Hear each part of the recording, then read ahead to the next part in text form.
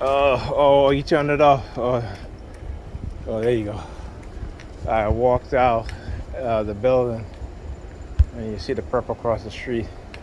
Got his flashlight on his phone, right? Listen, I'm so glad they do this shit because, like I said, they start to feel emboldened. So this is what they'll start to do. See, they wanted me to stay over by Pam. It's a dyke. That's why. Yeah. So why do you think they do that? Why do you think that is? Okay.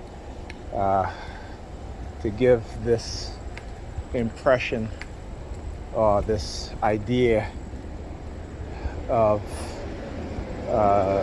police flashing their flashlight in your face, as they break into your apartment or to your house at night. You know what I'm saying? All this is a fear-based driven. Well, I wish they would. To be honest with you, I wish they would. Because again, they are always trying to use the labeling, but again, to prove their conspiracy against me, they will have to do all of that, and that is something that they're not going to want to do.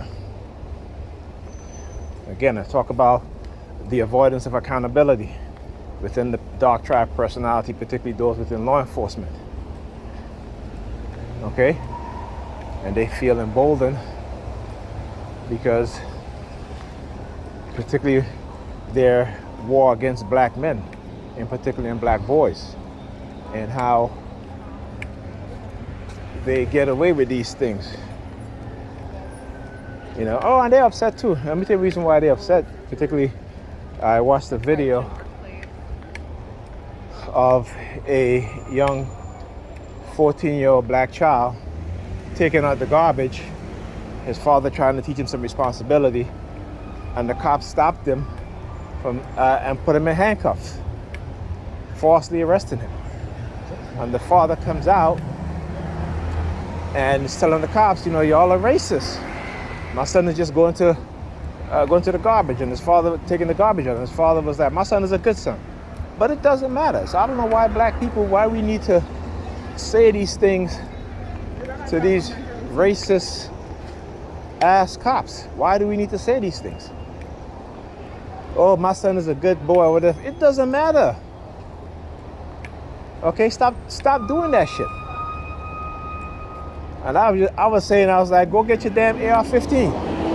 That's what you should have been doing from these criminals, right? Because what they just did was kidnap your son, put him in handcuffs unjustly.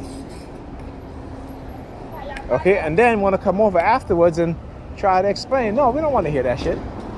Because I'll tell you what, you don't see black police officers doing that to young white kids. You don't see that shit. Because I'll tell you what, that's what black officers need to be doing.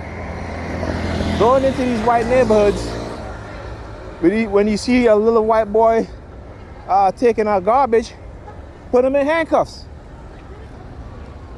Okay? They do it to your black sons all the time. Put them motherfuckers in handcuffs. Because they're not looking at your sons as human beings, they're looking at them as criminals and other. If your son can't even go take out the garbage without being accosted by some racist cops and put in handcuffs, why is it that we don't see that? We don't see black officers doing that to white teenage boys, white Jewish boys?